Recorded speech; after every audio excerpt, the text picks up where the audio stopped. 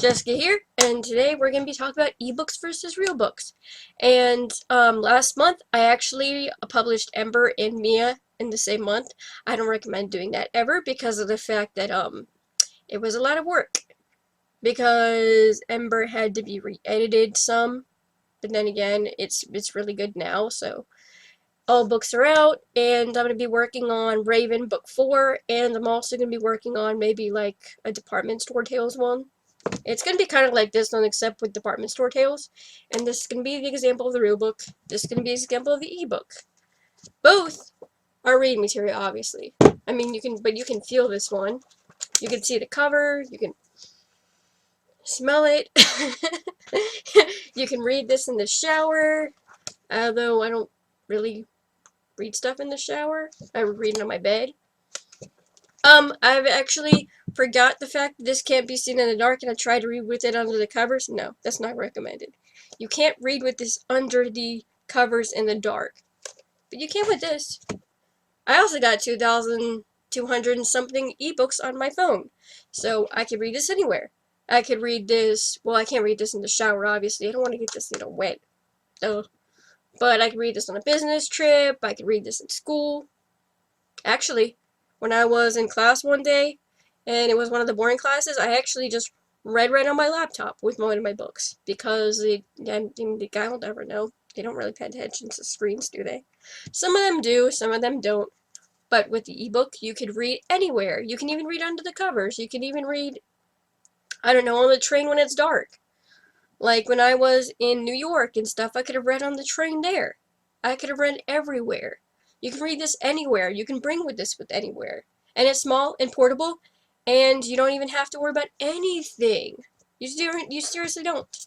Unless you drop it in the toilet. Well, actually, if you drop this in the toilet, that'd be horrible too. Anyways, don't drop anything in the toilet. You don't want to get anything wet down there. But, yeah. So, with these, I mean, they're both books, obviously. I like them both. I like to feel things, touch things.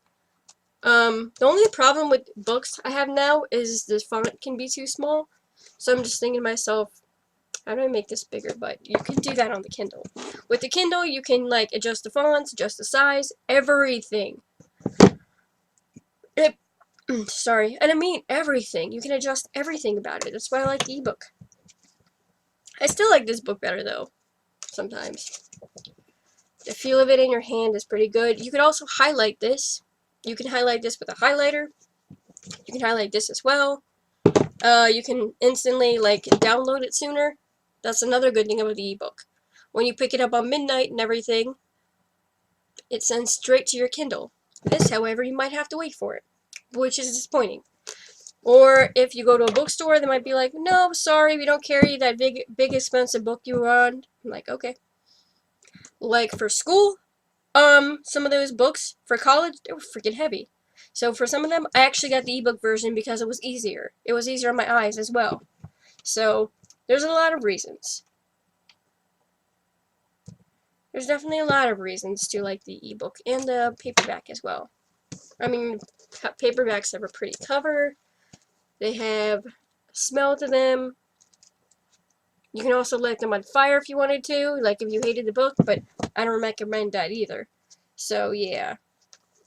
I don't recommend you putting your expensive book on fire either. Unless it's a college book and you hated it. If you hated your book, just go ahead, set it on fire. Or don't, because setting fire is bad. But anyways, I figured I'd talk a little bit about ebooks versus real books. Or, well, I should call them paperbacks because they are real books, obviously.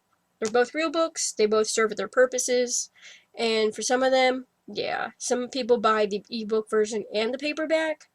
For How to Marry a Millionaire Romance Vampire one, no, How to Marry a Millionaire Vampire, I have the real one, the paperback, and I have the ebook, so I have them both, because I like them both. Plus, if you lose one and everything, you can have this one. You can have it on here as well. So, yeah. But, when I get my 10 copies of Ember and 10 copies of Mia, I'm gonna do an unboxing video.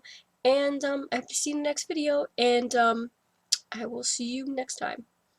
Comment on my videos, subscribe to my videos if you like my content, hit the little bell icon so you won't miss anything, and I'll see you later. Bye!